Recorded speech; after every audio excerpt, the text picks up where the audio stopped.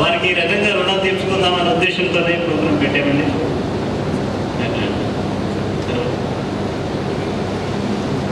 పాటిద్దామండి.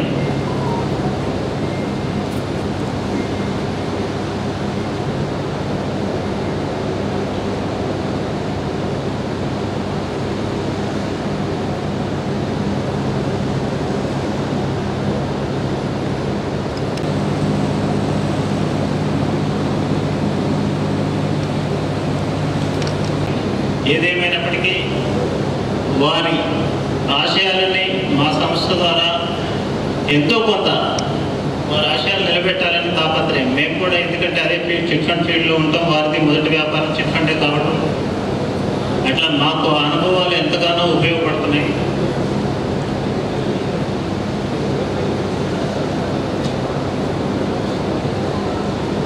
వారి సంస్థల్లో పనిచేయటం అంటే ఒక ఆర్మీలో పనిచేసినట్టు ఉంటుంది. క్రమశిక్షణ మారుపేరు వారి సంస్థల్లో పనిచేసే ఉద్యోగులకు అలవాటేది. అట్లాగే వారి సంస్థల్లో గతంలో పనిచేయటం మేమంతా ఒక అదృష్టంగా భావిస్తున్నాం.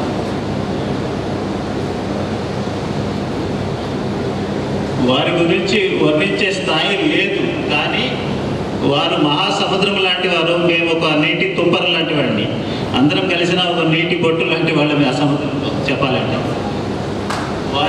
వారి ఆశయాలను ముందుకు తీసుకెళ్తూ మా సంస్థ మా వంతుగా వారి ఆశయాలను నిలబెడుతూ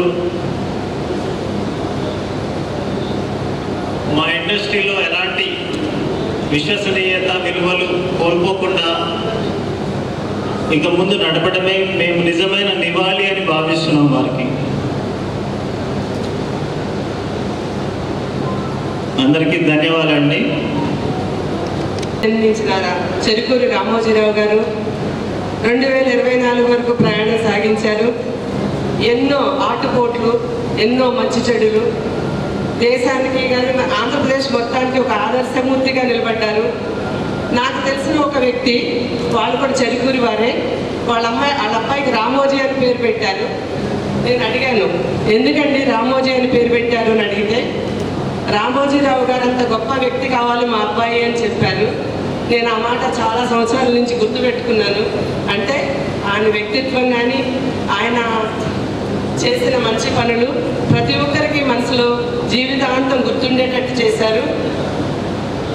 ఎన్నో వేల మందికి ఉద్యోగాలు, ఎంతోమందిని ఆయన నిలబెట్టారు జీవితాలని. అవన్నీ కూడా మనం ఎప్పుడు ఆయనది గుర్తుంచుకుంటూ ఉండాలి. రామోజీరావు గారు పెదపారపూడి అనే గ్రామంలో జన్మించారు. గుడివాడ దగ్గరలో ఉన్నది ఆ గ్రామము. అక్కడ ఆయన పుట్టిన ఇల్లు ఉన్నదండి. అది మా బంధువులు ఆయన దగ్గర నుంచి కొనుక్కున్నారు. అయితే ఒకసారి చంద్రబాబు నాయుడు గారు వీళ్ళందరూ వెళ్ళినప్పుడు రామోజీరావు గారు అడిగారట, ఈ ఇల్లు నాకు ఇచ్చేస్తారా అని. అందులో మా బంధువులు ఉంటారు, ఆయన పెద్ద మనిషి, ఆయన నేను ఇవ్వను, ఈ ఇంట్లో మాకంతా చాలా బాగా జరిగింది అని చెప్పి ఆయన ఇల్లు ఇవ్వలేదు. ఆ ఇంటి ఇప్పుడు చాలామంది రోజు మన నెట్వర్క్ చూస్తూనే ఉన్నాము. అవన్నీ మాకు కూడా ఒక మధురమైన జ్ఞాపకాలుగానే ఉన్నాయి.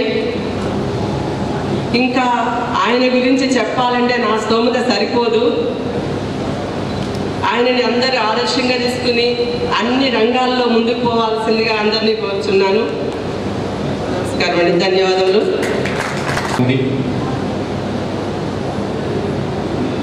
వారు నేర్పిన విలువలతోటి మేము ఈరోజు వారి బాటలో చిన్నగా ఒక చిట్ ఫండ్ వ్యాపారం చేస్తూ వారిచ్చిన క్రమశిక్షణ, వారిచ్చిన విలువలను పాటిస్తూ ఈరోజు వారి దారిలో నడుస్తున్నందుకు ఎంతో ఆనందపడుతున్నాము. ఈరోజు వారు చేసిన సేవ ప్రజలకి ప్రజా సమస్యల గురించి కానీ, ఒక వ్యాపారంలో అడుగుపెట్టినా కానీ ఎన్నో సమస్యలు అధిగమించి వాటిని ఎలా అధిగమించాలి అనేది ఒకటి మనకి పాఠంగా నేర్పించారు. అలాగే అనేక కష్ట నష్టాలు పడి ఏదైనా కష్టపడితేనే ఏదైనా సాధించగలము అని చేసి చూపించిన మహానుభావులు రామోజీరావు గారు అనడంలో అతిశయోక్తి లేదు. వారి గురించి ఎంత చెప్పినా చాలా తక్కువే. వారి గురించి ఈరోజు ఈ సభ ఏర్పాటు చేసుకోవడం చాలా బాధాకరమైన విషయం అయినప్పటికీ ఈ సందర్భంగా అవకాశం ఇచ్చిన పెద్దలందరికీ ధన్యవాదాలు తెలియజేస్తున్నాను. ఈరోజు చంద్రబాబు గారిని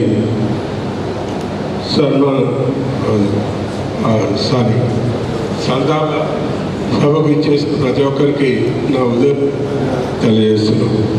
ఆయన గురించి మేము కూడా చిన్నపిల్లలు కాబట్టి అప్పుడు మాకు కూడా ఏం తెలియదు. ఈ మధ్య టీవీలో కానీ పేపర్లో కానీ ఆయన గురించి తెలుసుకున్నాం. ఇప్పుడు లక్ష్మణ్ గారు చెప్పినట్టు పెద్దపాలపూడి మా ఊరికి ఒక 5 కిలోమీటర్ల దగ్గరలో ఉంది. అది తెలిసినాక నేను ఎంతో సంతోషపడ్డాను. అలాగే రామోజీ గారు ఒక్కొక్క మెట్టు పైకి ఎక్కుతూ మనందరికీ ఎంతో సూత్రధారిగా నిలబడినందుకు ఆయనకి ఘనమైన నివాళులు అర్పించడం సమంజసం. అలాగే ఈరోజు ఈనాడు కానీ, ప్రియాపత్రికలు కానీ, సిట్పాట్ కంపెనీ కానీ, ఏది తీసుకున్నా, ఏ రంగంలో తీసుకున్నా, సినిమా రంగంలో కానీ ఏది తీసుకున్నా ఆయన విజయుడిగా నిలిచాడు కానీ ఏ రోజు అవిజయుడిగా నిలవలేదు. సినిమా రంగంలో దాదాపు 90 చిత్రాలు ఆయన నిర్మించి అందరికీ సూత్రధారిగా సినిమా ఫీల్డ్కి వన్నె తెచ్చిన మహానుభావుడుగా మనం చెప్పుకోవచ్చు. రామోజీరావు గారు ఈనాడు టీవీ చూడిందే నాకైతే నిద్ర పట్టదు. మార్నింగ్ 7కి రాత్రి 9 గంటలకు తప్పకుండా ఈటీవీ న్యూస్ చూస్తేనే తృప్తిగా అనిపిస్తుంది. ఎంత ఈనాడు పేపర్ వచ్చినా టీవీ చూసిన దారి వేరే ఉంటుంది కాబట్టి అది ఎంతో సంతోషకరంగా ఉంటుంది. ఆయన చేసే సేవలకి మనం చెప్పుకోదగ్గంత వ్యక్తులు కాదు, కానీ ఆయన గురించి ఎన్నో తెలుసుకోవాలి. ఆయన చూపించిన మార్గాల్ని ఎన్నో నేర్చుకొని నిజాయితీగా బతకడం మాత్రం ఒకటి మనందరం నేర్చుకోవాల్సిందిగా ఈ సభాముఖంగా తెలియజేస్తున్నాం. ఈ అవకాశం ఇచ్చినందుకు ధన్యవాదాలు. జై హింద్.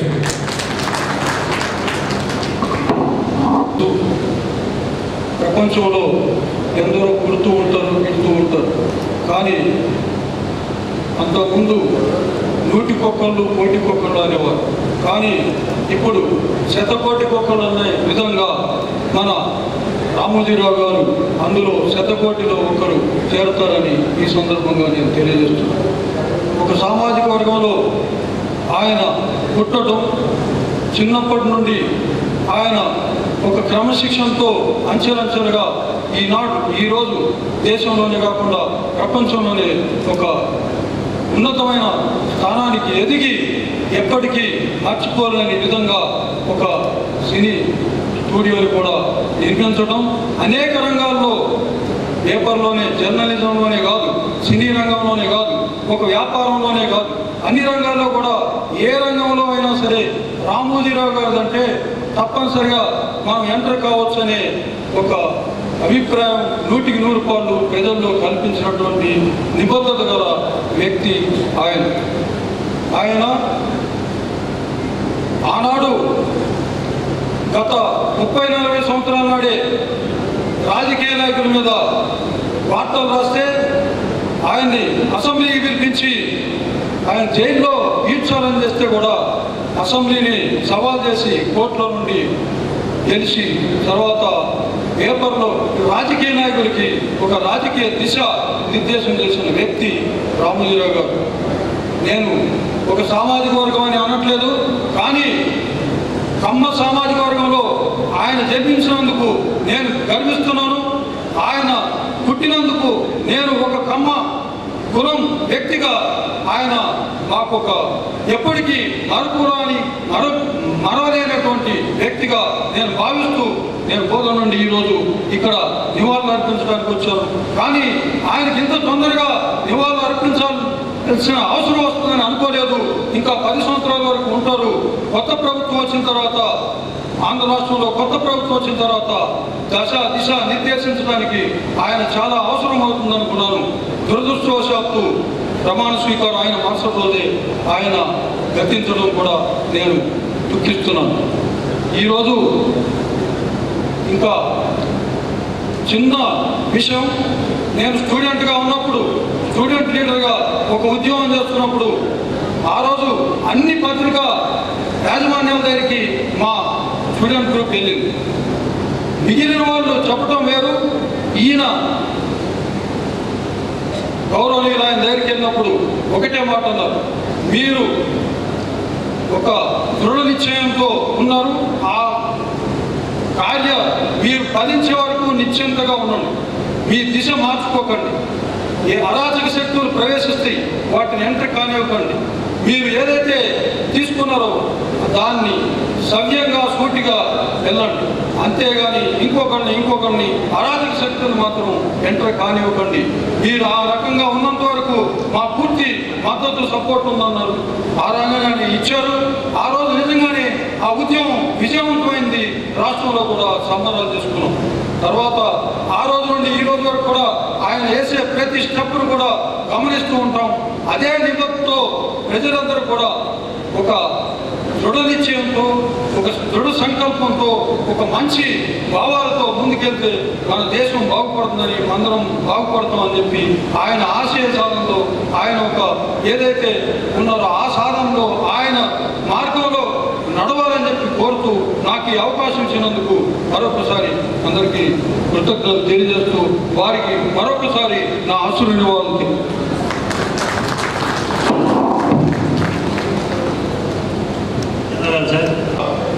ఏర్పాటు చేసి అందరినీ కూడా ఆహ్వానించినటువంటి మహిజా చిట్ ఫండ్ కంపెనీ వారికి మొట్టమొదటిగా, అలాగే కార్యక్రమానికి ఇచ్చేసినటువంటి పెద్దలు అందరికీ కూడా నా హృదయపూర్వక నమస్కారాలు తెలియజేస్తున్నాను. మరి పెద్దలందరూ చెప్పారు ఆల్రెడీ. ఇంకా ఆయన గురించి చెప్పుకుంటా పోతే అదొక పెద్ద సముద్రం, ఇక అందులోంచి బయటికి రాలేము. అది చెప్పుకుంటా పోతే అంత ఎంత సమయమైనా కూడా సరిపోదు. కాకపోతే ఈ అవకాశం ఇచ్చినందుకు నేను ఒక 2 మాటలు మాట్లాడతాను. రామోజీరావు గారు ఒక చిన్న రైతు కుటుంబం నుంచి వచ్చి ఈరోజు ఇంత ఉన్నత స్థాయికి, ఉన్నత శిఖరాలను అధిరోహించి మరి ఈరోజు మనకి కనిపించినంత దూరంగా వెళ్ళిపోయారు. ఆయన ప్రతి పని, ఆయన చేసినటువంటి అడుగు పారదర్శకంగా, అలాగే అందరికీ మార్గదర్శకంగా కూడా ఉంటుంది. ఏ రంగంలో అయినా సరే, ఇప్పుడు పత్రికా రంగంలో ఈనాడు, అలాగే సినీ రంగంలో ఉషా కిరణ్ మూవీస్, రైతులకు అన్నదాత, ఇట్లా మరి ప్రపంచ ఖ్యాతి వరకు తీసుకెళ్ళినటువంటి రామోజీ ఫిల్మ్ సిటీ, ఈ విధంగా ఆయన ఏ రంగంలో ప్రవేశించినా అందరికీ ఎంతో మందికి ఉపాధి కల్పించిన వారు. మరి పత్రికా రంగంలో తీసుకోండి, సినీ రంగంలో తీసుకోండి, మరి చిట్ ఫండ్ కంపెనీలో తీసుకోండి, ఏదైనా సరే ఎంతో మందికి ఆయన సంస్థల్లో ఉపాధి కల్పించారు. అలాంటి మహా వ్యక్తి రామోజీరావు గారు ఎంతో మందికి ఆసరాగా నిలిచారు. ఎవ్వరు ఆయన గడప ఎక్కి నాకు ఈ కష్టం ఉందని చెప్పినా కూడా ఎవరిని ఒత్తి చేతులతో పంపించేవారని చెప్పి మేము వినలేదు. అందరికీ వచ్చిన వాళ్ళందరికీ ఆయన వీలైనంత సహాయం చేసి, ఆర్థికంగా కానివ్వండి లేదా సామాజికంగా కానివ్వండి, ఆయన వరకు ఎంతవరకు సహాయం చేయగలరో అంతవరకు ఆయన సహాయం చేసి, ఆ సహాయ సహకారాలతో అందరినీ ముందుకు నడిపించి వాళ్ళందరికీ ఒక బాట చూపించేవారు మరి రామోజీరావు గారు. మరి అదేవిధంగా సినీ రంగంలో కూడా ఎంతో మందికి లైఫ్ని ఇచ్చారు. ఎంతో మంది కొత్త నటుల్ని వాళ్ళని ప్రోత్సహించి ఈరోజు చాలా పెద్ద సూపర్ స్టార్లు చేయాల్సిన ఘనత మన రామోజీరావు గారిది. మరి ప్రియ పచ్చడి గారిని ఏ రంగంలో తీసుకున్నా కూడా ఆయన ప్రతి రంగంలో కూడా ఈయనకి ఇది సక్సెస్ అవ్వలేదు అనేది ఎక్కడా లేదు. ఎటువంటి ఇది లేకుండా అన్నిట్లోనూ విజయం సాధించిన మహా వ్యక్తి మన రామోజీరావు గారు. మరి ఈ కొద్ది కాలం క్రితం కూడా మనం చూసాం, ఆంధ్రప్రదేశ్ రాష్ట్రంలో మార్గదర్శి మీద, ఆయన మీద బురద జరగడానికి గత ప్రభుత్వం ఎన్నో ప్రయత్నాలు చేసింది. ఎంతో ఆయన్ని ఇబ్బంది పెట్టి ఆయన ఇరికించాలని చెప్పి ఎంతో ప్రయత్నాలు చేసింది. అయినా కూడా ఆయన సంస్థని, ఆయన ఉద్యోగుల్ని, ఆయన మొత్తం అందరినీ కూడా కడిగిన ముత్యంలాగా బయటకు తీసుకొచ్చి అందరినీ కూడా కాపాడి, అందరినీ కూడా సంస్థని కూడా మరి ఎటువంటి చెడ్డ పేరు రానికుండా మంచి పేరు తీసుకొచ్చినటువంటి వ్యక్తి శ్రీ రామోజీరావు గారు. మరి ఈరోజు ఈయన సంతాప సభలో పాల్గొని మరి ఆయన గురించి 2 మాటలు మాట్లాడే అదృష్టం నాకు కలిగినందుకు కూడా ఇది నా జీవితంలో కలిగిన అదృష్టంగా నేను భావిస్తున్నాను. మరి ఈ అవకాశం ఇచ్చినటువంటి మహిజా చిట్ ఫండ్ కంపెనీ వారికి, అలాగే ఇక్కడ కూర్చున్న వాళ్ళంతా కూడా ఈ అవకాశం ఇచ్చినందుకు అందరికీ కూడా ధన్యవాదాలు తెలియజేసుకుంటూ ముగిస్తున్నాను. Thank you. చేసిన అందరికీ నమస్కారాలు, స్వాగతం. ఈ ఆలోచన వచ్చినటువంటి మహిజా చిట్ ఫండ్ వారికి ప్రత్యేకంగా ధన్యవాదాలు చెబుతున్నాను. శ్రీనివాస్ గారు నన్ను సంప్రదించినప్పుడు, సరే ఇలా ఉంది, మరి మీ సంఘం ఇవ్వగలరా, అకామిడేషన్ ఇవ్వగలరా అని అడిగినప్పుడు నేను మా అధ్యక్షుల వారిని, ఉపాధ్యక్షుల వారిని, మళ్ళీ మా కమిటీ వారిని సంప్రదించి వారికి సమ్మతం తెలపడం జరిగింది. దాని పర్యవసానం ఇవాళ ఈరోజు ఆ మహానుభావుడికి ఇవాళ ఇక్కడ ఘన నివాళులు అర్పించుకుంటున్నాము. అది మేము కూడా మా అదృష్టంగా భావిస్తున్నాము. రామోజీరావు గారి గురించి మాట్లాడాలంటే మన వయసు చాలా చిన్నవాళ్ళం. మేము ఎప్పుడో 1970s ఆయన ఈనాడు పత్రిక స్థాపించినప్పుడు స్కూల్కి వెళ్తూ రాళ్ళ మీద గోడల మీద ఈనాడు అని రాస్తే ఇదేంటో ఈనాడు అంట, ఇదేంటి ఈనాడు అంట అని అనుకునేవాళ్ళం. తర్వాత తెలిసింది అది ఈనాడు వార్తాపత్రిక అనేది. అసలు ఈనాడు ఎట్లా ఉందంటే, ఈనాడు లేక వార్తాపత్రిక చూడకపోతే మనకి తెల్లారదు, అలాగే రాత్రిపూట ఈనాడు న్యూస్ కానీ ఈనాడు చేయకపోతే మనకు నిద్ర పడదు అనే దీంట్లోకి ట్రాన్స్లోకి మనం అందరం వెళ్ళిపోయాము. రామోజీరావు గారు ఈజ్ నాట్ ఎన్ ఇండివిజువల్, అతను ఒక శక్తి, ఈజ్ అన్ యూనివర్సిటీ. అతనికి అమోఘమైన ఎంతో అపారమైన అనుభవము. ఆయన ఈ ఫీల్డ్ మా చిట్ ఫండ్ ఫీల్డ్లో కానీ వార్తాపత్రిక ఫీల్డ్లో కానీ లేదా ఎలక్ట్రానిక్ మీడియా ఫీల్డ్లో కానీ ఆయనకున్న అనుభవానికి ఎవరు సాటిగారు.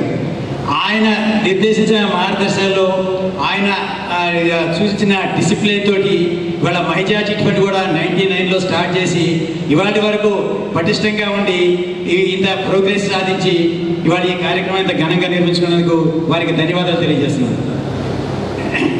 అట్లాగే రామోజీరావు గారి లైఫ్ అంత స్మూత్గా ఏం జరగలేదు. ఆయనకి రాజకీయ నాయకులు ఎన్నో ఇబ్బందులు పెట్టడానికి ఎంత ట్రై చేసినా ఆయన ఎవరికీ దడలేదు. వాళ్ళు ఆయన దడవాల్సి వచ్చింది, కానీ ఆయన ఎవరికీ భయపడకుండా అన్నిటికీ ఎదురొట్టి ఎన్ని కోర్టు కేసులైనా ఏమైనా కానీ ఎదురొట్టి నేను సచివుడిని, నేను ఎవరికి లొంగాల్సిన అవసరం లేదు, మీరు రాజకీయ నాయకులు you are all in front, nothing in front of me prove చేసిన మహానుభావుడు ఆయన. రీసెంట్లీ ఆంధ్రప్రదేశ్ గవర్నమెంట్ మార్గదర్శిని ఎన్ని విధాలు ఇబ్బంది పెట్టిందో మనకంటే ఇప్పుడు ఈ మార్గదర్శి మేనేజ్మెంట్కి బాగా తెలుసు. వాళ్ళు ప్రాక్టికల్గా వాళ్ళు అంతా అనుభవించి ఉన్నారు, చూస్తున్నారు. అయినా వాటన్నిటిని అధిగమించి వీళ్ళందరికీ మార్గదర్శకంగా ఉండి ఎంతోమంది లక్షల కుటుంబాలకి ఆయన మార్గదర్శకంగా ఉండి అందరికీ అండగా ఉండి ఇవాళ ఆయన మన మధ్య లేకపోవటం చాలా బాధాకరం. అయితే మనిషి జన్మించిన తర్వాత ఏదో ఒక రోజు అంత చనిపోవడం సహజం, కానీ అటువంటి వ్యక్తి మన మధ్య ఇవాళ లేకపోయినా కానీ ఆయన ఆశయాలు ఎప్పుడూ మనలో ఉంటాయని చెప్పేసి తెలియజేసుకుంటూ నాకు అవకాశం ఇచ్చినందుకు ధన్యవాదాలు. ఇచ్చేసినందరికి కూడా ధన్యవాదాలు. ఈ కార్యక్రమానికి నన్ను ఆహ్వానించడం అదృష్టంగా భావిస్తున్నాను. ఎందుకంటే చిన్నప్పటి నుండి కూడా రామోజీరావు గారు అనగానే ఫస్ట్ నేను సినిమాలు ఎక్కువ చూస్తాను. సో ఫస్ట్ ఈ ఉషా కిరణాలు తిమిర సంహరణాలు చైతన్య దీపాలు మౌన ప్రబోధాలు జగతికి ప్రాణాలు ప్రగతి రథ చక్రాలు ఈ ఉషా కిరణాలు తిమిర సంహరణాలు. సో సినిమాలో ఫస్ట్ ఇది పడగానే ఎంత హ్యాపీగా ఫీల్ అయ్యేవాళ్ళం.